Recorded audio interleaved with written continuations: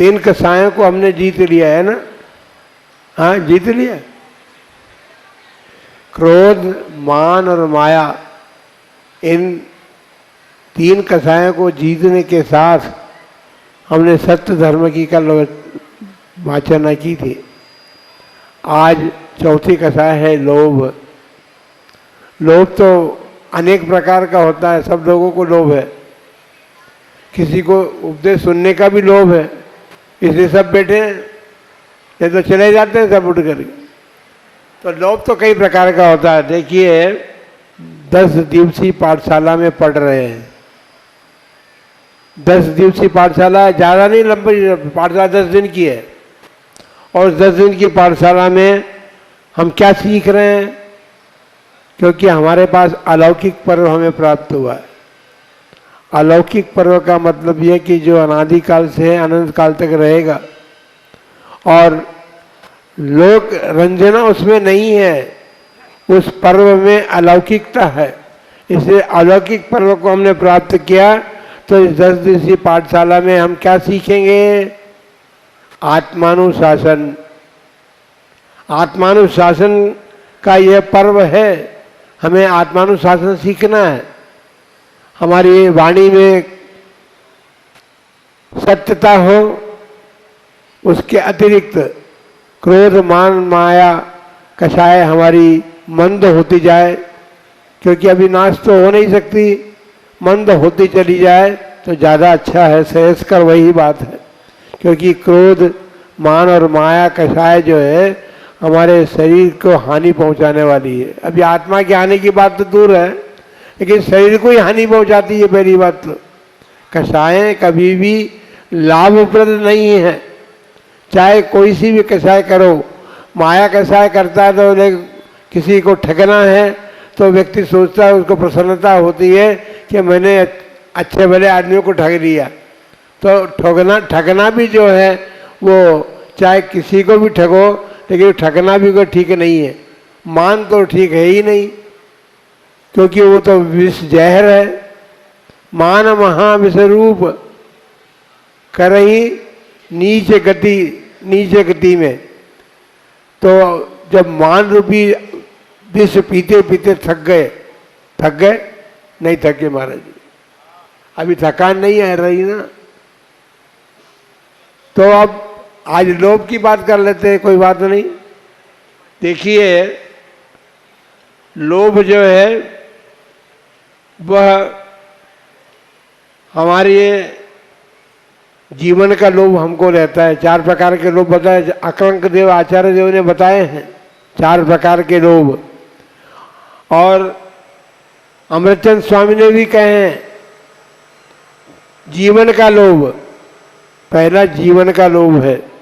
लोभ कषाय जब चल रही है तो जीवन का लोभ तो सबको है, पर सागर चक्रवर्ती, शुभम चक्रवर्ती का दृष्टांत हमारे सामने आता है कि जीवन के लोभ में चक्रवर्ती जैसी संपदा जिसके पास में थी, एक जीवन का लोभ क्यों हुआ उसको?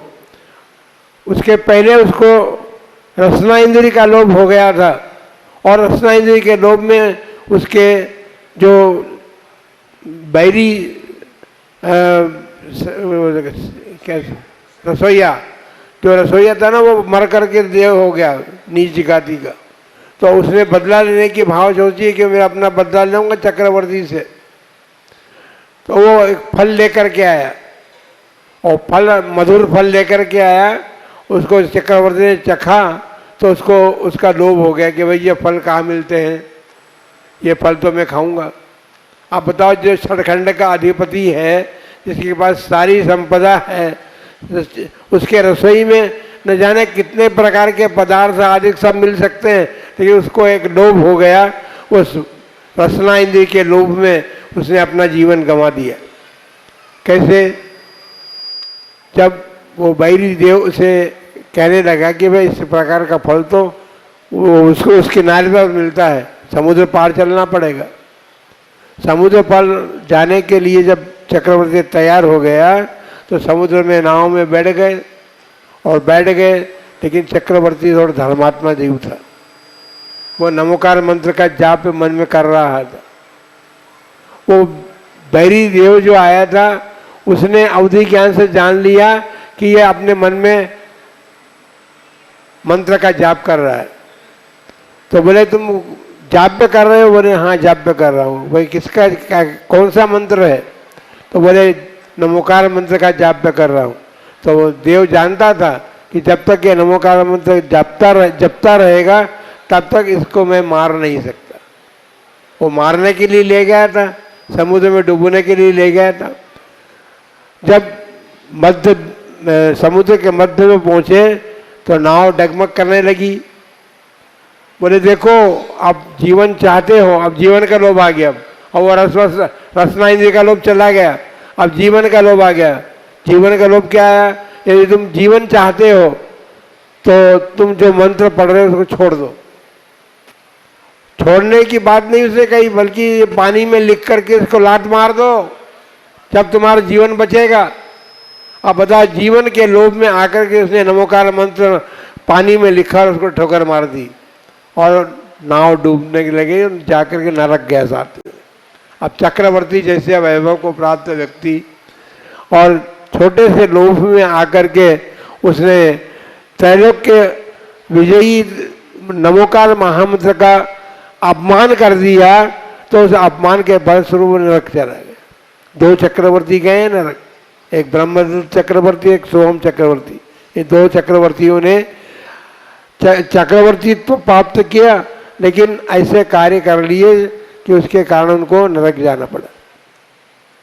फिर आरोग्य का लोभ, सब स्वस्थ रहना चाहते, पर स्वस्थ रहना चाहते तो हैं, पर स्वस्थ रहने मतलब रोग ना आए इसके पहले कोई इंतजाम नहीं करते। रोग आने के पहले हम इंतजाम करें कि रोग आए ही नहीं, पर जब रोग आ जाता है तो फिर कहाँ जाते हैं? हॉस्पिटल, हाँ अस्पताल जाते हैं। कौन सी अस्पताल जाते हैं? वैद्यों की अस्पताल में तो कोई नहीं जाता आजकल, सब मेडिकल हॉस्पिटल में जाते हैं। और भक्ष्य अभक्ष्य का हमको ध्यान नहीं रहता। आरोग्य हमको प्राप्त करना है, पर डॉक्टर जो दवाई लिख रहा है वो हमको खाने योग्य है या नहीं है, इसका लोभ हम ध्यान नहीं देते। और उस जीवन को बचाने के लिए, आरोग्य को प्राप्त करने के लिए हम चाहे जैसी औषधियाँ खा करके अपने जीवन आरोग्य को प्राप्त करना चाहते हैं।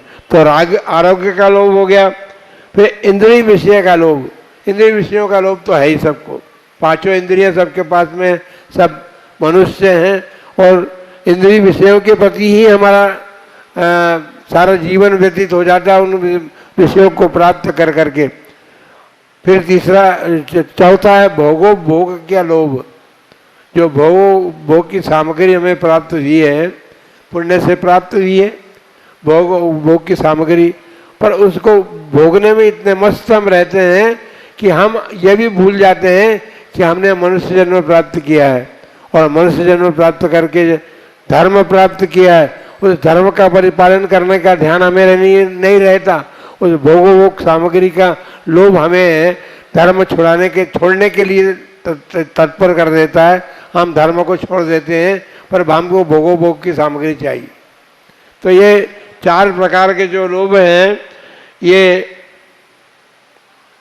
हमें दुखदायी हैं। फिर यश का लोभ होता है। चक्रवर्ती को लोभ आ गया। भरत चक्रवर्ती षटखंड का अधिपति बनकर के आया, 6 खंड जीत करके आया था, पर घर के भाई को नहीं जीत सका वो।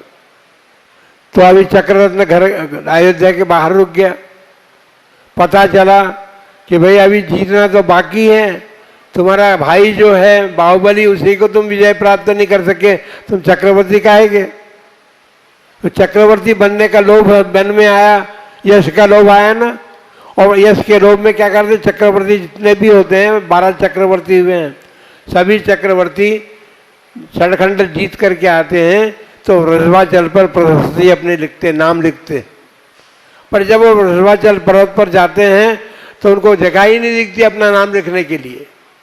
वो यश ऐसा लोभी होता तो एक नाम मिटा करके, कांकण रत्न होता है, कांकणी रत्न, उससे एक एक चक्रवर्ती का नाम मिटा के अपना नाम उसमें लिखते हैं। तो ये लोभ जो है, कौरव और पांडव का आपने सुना है, कौरवों को राज्य का लोभ आ गया, पांडव 5 ही थे और कौरव 100 थे, दोनों सेनाएं का युद्ध होने लगा और अर्जुन का बेटा भी मारा गया, अश्वत्थामा ने उसको मार दिया था। तो राज्य का लोभ था कौरवों को कि राज्य हमें मिल जाए, इसलिए उन्होंने सारा राज्य ले लिया और पांडवों को वनवास दे दिया। तो बंधुओं, राज्य के लोभ में न जाने क्या क्या करता है। फिर रूप का लोभी, पतंगे आते हैं ना, पतंगे आते हैं बिजली के रूप दौड़ते हैं, उसी पर जा के अपना जीवन समाप्त कर देते हैं। फिर शब्द का लोभी, हिरण जो होता है उसके सामने जब मधुर शब्द सुनाई देते हैं उसको, तो वो उनमें आसक्त हो जाता है और आसक्त होकर के अपने प्राण गंवा देता है, क्योंकि शिकारी जब उन्हें शिकार करने के लिए गए हैं तो वो लोभ में, शब्द के सुनने के लोभ में आकर के अपने प्राण गंवा देता है। गंध का लोभी, भंवरा जाता है, फूल पर बढ़ता है, कमल पुष्प पर बैठ जाता है, लेकिन उसको ये ध्यान नहीं रहता कि संध्या काल होने पर ये पुष्प बंद हो जाएगा, पर वो आसक्त होकर के उस पुष्प की गंध लेने के लिए उसी में बैठा रहता है और जीवन समाप्त हो जाता है उसका। और मछली जो है, हम तो अभी तिरंजों की बात कर रहे हैं, अपन सभी उसी प्रकार के लोभी, मनुष्य भी, और इन मनुष्य के लोग सब जाते हैं अभी सोना हलवा खाने के लिए। सोना हलवा खाते हैं ना, जाते हैं उनके यहाँ, कंटान साहब के यहाँ, या कंटान साहब के यहाँ से मंगा लेते हैं कि सोना हलवा भेज देना। तो रस के लोभी जो है, स्वाद के लोभी जिसे कहते हैं अपन, तो स्वाद के लोभी भी अपना आरोग्य समाप्त कर सकते हैं। लेकिन कंटान साहब के यहाँ की बात नहीं कर रहा हूँ मैं। हाँ, नहीं तो कंटान साहब कहें कि हमारी दुकान बंद करवा रहे हैं महाराज। तो इस प्रकार से मछली जो है उसका शिकार करने वाले क्या करते हैं, वो कांटा जो होता है उसमें खाने की चीज उसमें लगा देते हैं, वो मछली उसके पास जाती है और उसमें कांटा फंस जाता है उसके मरना। तो इस प्रकार पांचों इंद्रियों के लोभी जो है वो भी है, लेकिन उसके अतीत लोभ है। लोभ तो चलो, ये तो पांचों इंद्रिय के लोभ नहीं है, पर धन का लोभ तो सबको है। एक लुब्धक सेठ नाम का सेठ हुआ और बहुत बड़ा धनवान था। वो नदी में बाढ़ आई हुई थी, उस नदी की बाढ़ में वो लकड़ी बिन रहा था। नगर का राजा था, उसकी रानी ने से देखा कि ये आदमी भी कैसा है, दीन गरीब के बाढ़ आ रही है और अपने जीवन को भी नहीं देखता है और ये लकड़ी बिन रहा है। उससे पूछा गया कि तुम लकड़ी क्यों बिन रहे थे? तो बोले कि साहब मेरे पास एक बैल है, दूसरा बैल चाहिए मुझे, और उस बैल का युगल जो चाहिए, तो उसके लिए मैं लकड़ी बिन रहा हूँ ताकि पैसा आ जाए तो फिर वो बैल भी मैं बना लूँ। राजा ने कहा कि भाई तुमको बैल चाहिए तो मेरी पशुशाला में चले जाओ, जैसा चाहिए वैसा ले जाना, ऐसी क्या बात है। नहीं, वो सेठ बोला, लुब्धक सेठ था, उसका नाम भी लुब्धक ही था उसका। तो वो बोला कि साहब मेरे घर में जो बैल है वैसा बैल आपके पशुशाला में नहीं है। तो राजा को भी आश्चर्य हुआ कि भाई मेरी पशुशाला में इसके पास जो बैल है वैसा बैल भी नहीं है। तो अच्छा ठीक है, हम तुम्हारे घर कल घर आएंगे और तुम्हारा बैल देखेंगे और उसके साथ फिर हम वैसे बैल तुमको दे देंगे। राजा दूसरे दिन उसके घर पहुंचा, वो अपने तलघर में, महल के तलघर में ले गया।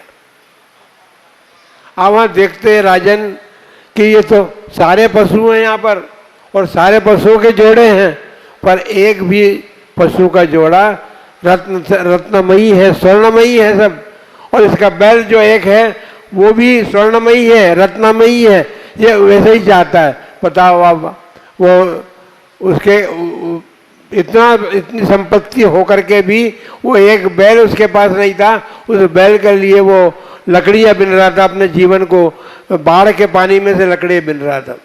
तो बंधुओं, ये आकांक्षा जो है, आकांक्षा को छोड़ने पर लोगों को लोभ हटता है, और हमको नाना प्रकार की आकांक्षाएं होती हैं।